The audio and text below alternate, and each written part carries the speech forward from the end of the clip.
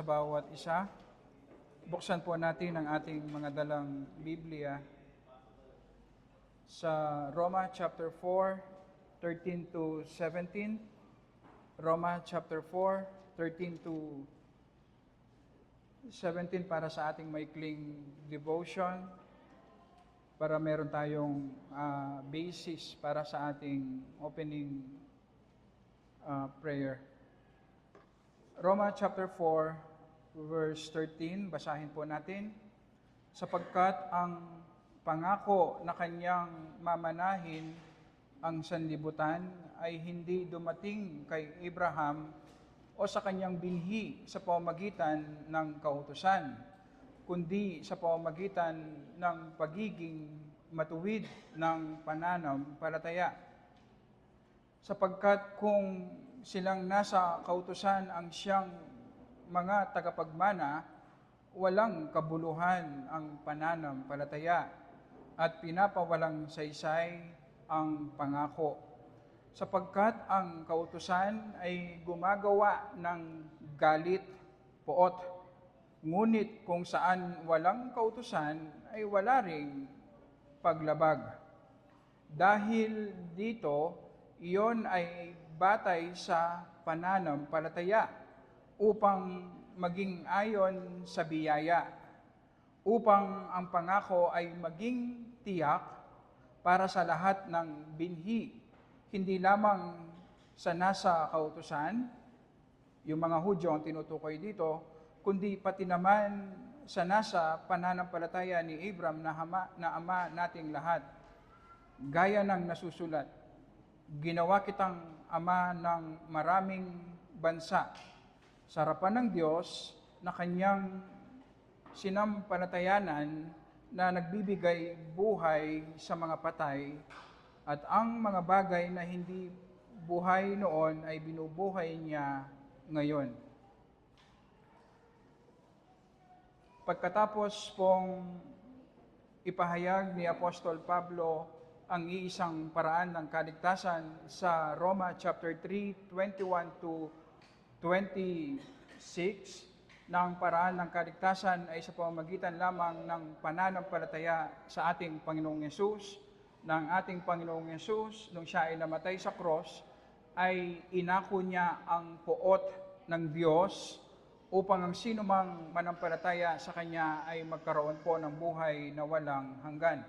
Sa chapter 4, merong gustong ipakita sa atin si Apostol Pablo na gamit si Abraham at si David bilang illustration na kung papaano po sila naligtas, ay sinasabi sa atin, ini-illustrate ni Apostol Pablo sa atin ang mga prinsipyo na ating napag-aralan sa chapter 3. Sa verses 1 to 8 ng chapter 4, nakita natin na si Abraham ay hindi po naligtas sa pamamagitan ng kanyang gawang mabuti.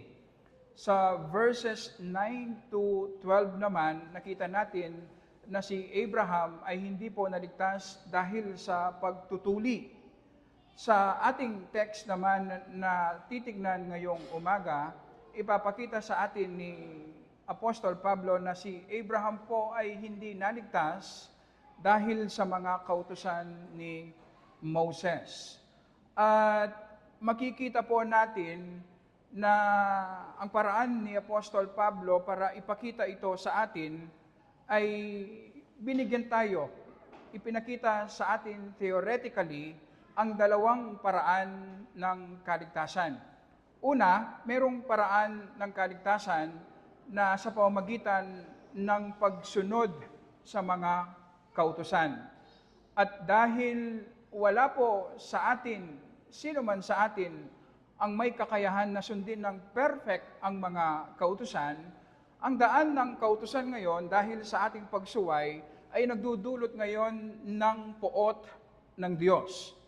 At sino man, sinasabi ni Apostol Pablo sa Galatia chapter 3, ang sino mang mag-try na sundin ang mga kautusan para maligtas, ay siguradong kapopootan ng Diyos pupunta sa kapahamakan.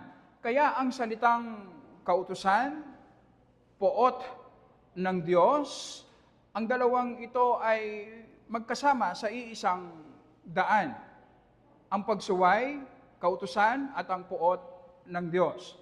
At sa isang paraan naman, ang paraan ng kaligtasan sa pamamagitan ng biyaya. Ang ibig sabihin ng biyaya ay ibinibigay ng libre ng Diyos ang kaligtasan sa mga taong hindi karapat-dapat. Ito ang paraan ng biyaya na sa wisdom ng Panginoon, ipinangako ang kaligtasan kay Abraham. Nakita po natin sa Genesis chapter 15 na ipinangako ng Diyos kay Abraham na pagpapalain kita ng maraming binhi kung gaano karami ang mga bituin sa langit. Alam niyo po ba, walang kondisyon yon. Ibinigay ng libre ang pangakong iyon.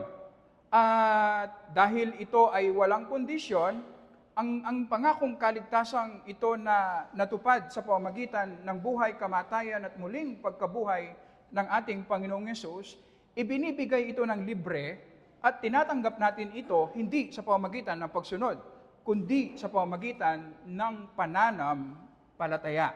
Kaya naman ang salitang biyaya, pananampalataya, pangako, lahat ng ito ay magkahilera po sa iisang daan.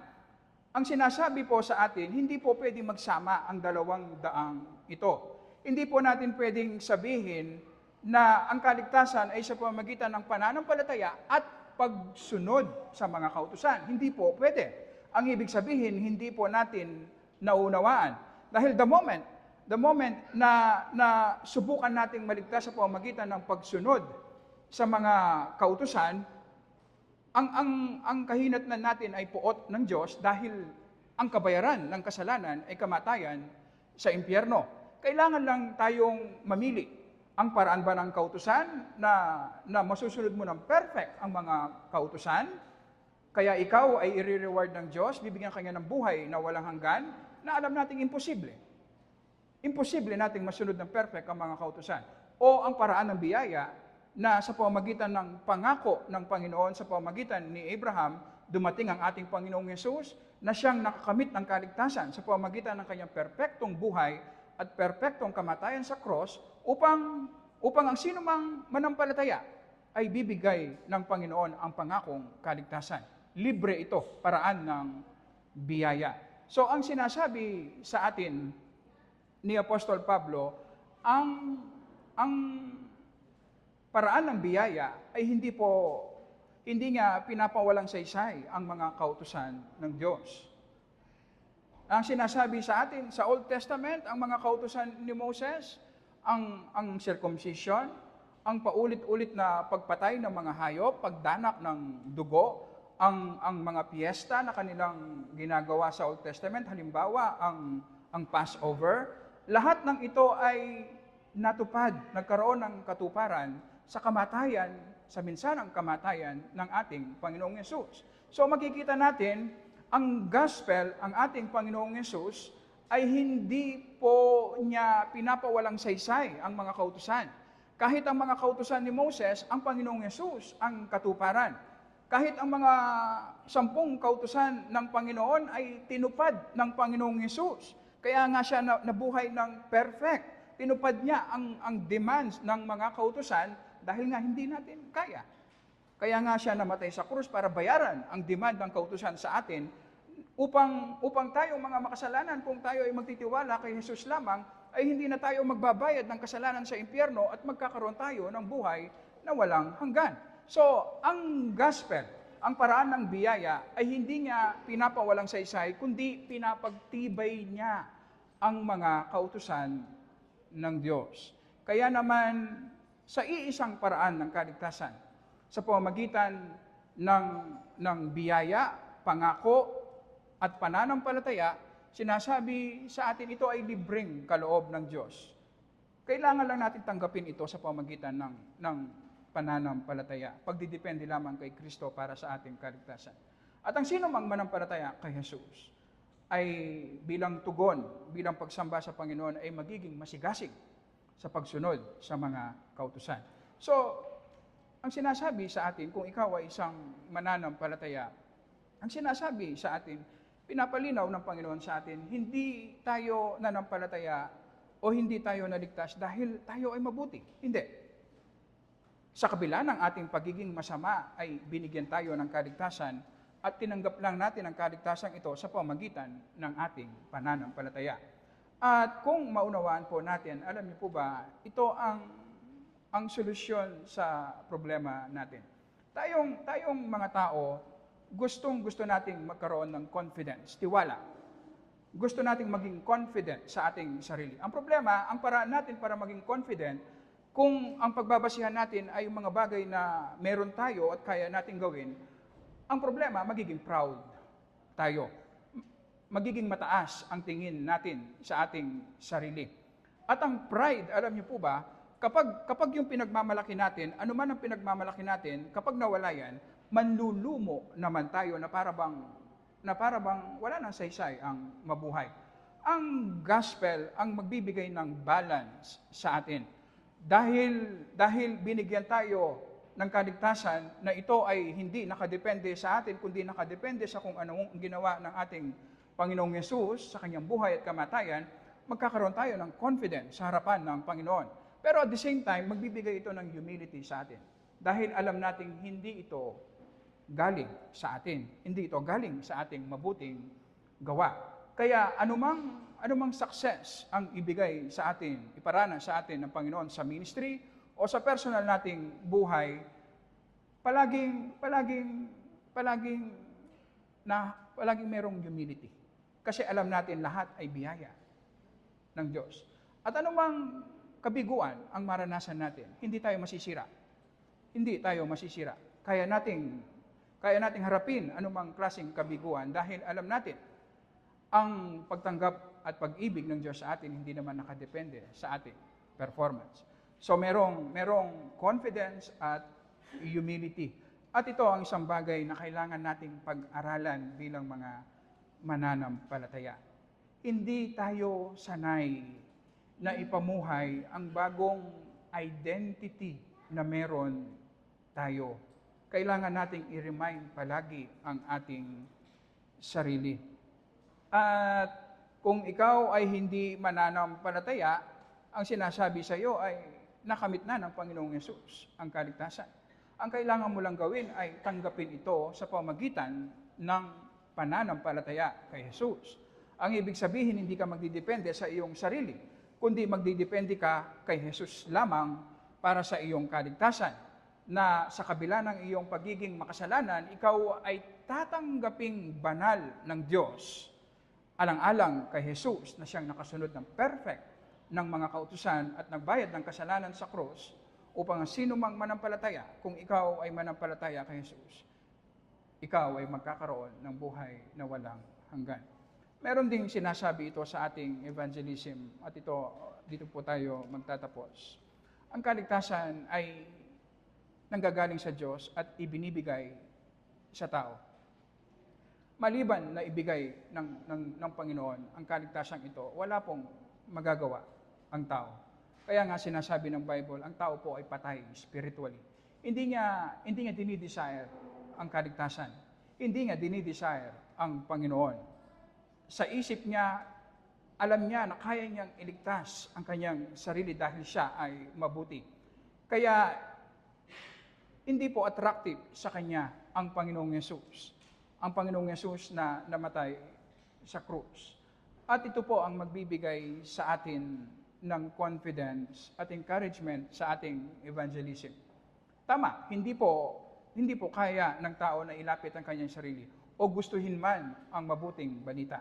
Pero kapag ang Panginoon ay kumilos sa buhay ng isang tao sa pamamagitan ng Holy Spirit, alam niyo po ba, bibigyan niya ito ng bagong buhay. At ang taong ito, mag-uumpisa niyang makita ngayon na siya ay makasalanan at makita niya na tanging ang Panginoong Yesus lamang ang tanging makapagliligtas sa Kanya. Kaya mananampalataya siya kay Jesus. So ang sinasabi sa atin, magpatuloy lang tayo. Merong maliligtas sa ating pagpapahayag ng mabuting balita dahil ito ay nakadepende sa gawa ng Panginoon. Dahil ang Panginoon ang nagbibigay ng kaligtasang ito. At ito ang nagbibigay ng encouragement sa atin na patuloy na maging tapat. Tayo po ay manalangin. Nagpapasalamat at nagpupuri kami, Panginoon, sa iyong mga salita na aming naririnig. Patuloy mo kaming nire-remind, Panginoon, na kami ay mayroong buhay na walang hanggan, hindi po dahil sa aming pagsunod o sariling kabutihan namin. Ito ay libreng ibinigay mo sa amin, Panginoon, dahil ang aming Panginoong Yesus ang siyang sumunod ng perfect sa iyong mga kautusan na hindi po namin kayang sundin. At siya rin ang nagbayad ng lahat ng aming mga kasalanan sa krus upang kaming mga makasalanan ay maging matuwid sa iyong harapan, Panginoon. Sa tagal, Panginoon, na nabubuhay kami sa mundong ito na ang kaisipan at paniniwala namin kami ay mabuti, natatanggapin mo kami base sa aming sariling credentials, Panginoon. Napakahirap para sa amin ngayon na ipamuhay ang bagong identity, pagkakilanlan na meron kami sa pamamagitan ng aming Panginoong Yesus. Napakaraming mga bagay sa mundong ito na meron kami at kaya namin gawin, Panginoon, na ipinagmamalaki namin sa iyong harapan. Kaya naman, Panginoon, napakailap sa amin at napakasakit kapag ang mga bagay na pinagmamalaki namin, Panginoon, ay nawawala. Walang stability pagdating sa aming confidence. Tulungan mo po kami, Panginoon, na iset at i-focus namin, ibase namin ang aming confidence, ang aming pagmamayabang, Panginoon, sa krus lamang ng aming Panginoong Yesus, sa katwiran na ibinigay mo po sa amin, upang magkaroon kami ng power, Panginoon, na harapin ang success, mga tagumpay na ibibigay mo sa amin, manatili kaming humble dahil nakatingin kami sa krus ng aming Panginoong Yesus. At kahit sa mga paghihirap, anumang klaseng paghihirap o kabiguan, Panginoon, mananatili kaming confident dahil alam po namin na hindi po nakabase sa aming performance ang iyong pagtanggap sa amin, kundi nakabase sa perfection ng aming Panginoong Yesus. Tulungan mo po kami bilang isang iglesia na makita po sa aming buhay, mai-practice namin ang bagong identity, pagkakilanlan na meron kami, Panginoon. At nagpapasalamat din po kami sa mensaheng ito, Panginoon, na nire-remind mo kami na ikaw ang soberanong Diyos, na ikaw ang nagliligtas sa oras na gusto mo at kung sino ang mga pinili mo noong una pa na bibigyan mo ng kaligtasan, Panginoon. Ito ay nasa iyong soberanong kamay, Panginoon.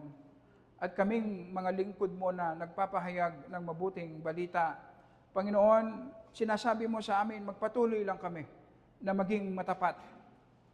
Magkakaroon ng bunga ang aming ginagawang evangelism, Panginoon.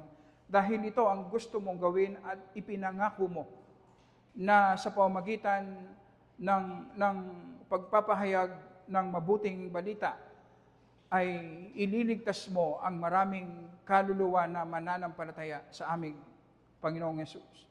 Tulungan mo po kami na panghawakan namin at manatili kaming nakatingin at nagdidepende sa iyo upang magpatuloy kaming masigasig sa pagpapahayag ng iyong mensahe, ang mensahe ng mabuting balita.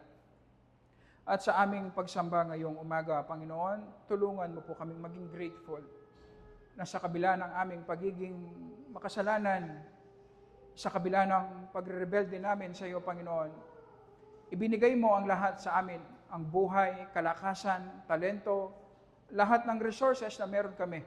Panginoon, lahat ng ito ay ginamit namin sa pagre-rebelde sa iyo. Pero bakit hindi mo kami dinala sa impyerno na yon ang nararapat at deserve namin, Panginoon? Ibinigay mo ang iyong kaisa-isang anak, ang aming Panginoong Yesus, na siyang namatay sa krus upang kaming mga makasalanan ay magkaroon ng buhay na walang hanggan. Panginoon, Tulungan mo po kaming maging grateful. Tulungan mo kaming mag-worship, Panginoon. Tulungan mo po kaming masyak sa iyong sacrificial love na ipinakita sa krus ng aming Panginoong Yesus. Na ang deserve namin ay impyerno, bakit buhay na walang hanggan ang ibinigay mo sa amin sa pamamagitan ng aming Panginoong Yesus. Upang sa aming pagsamba ngayon, Panginoon, ay hindi lang kami basta umaawit, kundi kami nagpupuri sa pamamagitan ng pag-awit sa iyo. Ang aming mga puso ay na-humble at nakahandang makinig sa iyong mga salita, Panginoon, na kahit ang mga conviction na ang iyong pag-convict sa amin, sa aming mga kasalanan ay Panginoon, ay meron kaming humility na tanggapin ito dahil hindi naman nakabase sa aming mabuting gawa ang iyong pagtanggap sa amin. Kaya meron kaming power na tanggapin ang conviction ng Holy Spirit sa amin, Panginoon. Makita ang aming mga kasalanan, Panginoon, at bigyan mo po kami ng light na makita namin ang iyong pag-ibig, maranasan namin, Panginoon, upang maranasan namin ang spiritual maturity. Nawa, Panginoon, sa aming pag-awit, pagkikinig ng iyong banal na salita, sa aming paglapit sa iyo sa panalangin, sa aming pagbasa ng iyong mga salita, Panginoon, mapurihan ang aming Panginoong Yesus. Mapurihan ang iyong pangalan. Sa pangalan lamang po ng aming Panginoong Yesus. Amen. At amen.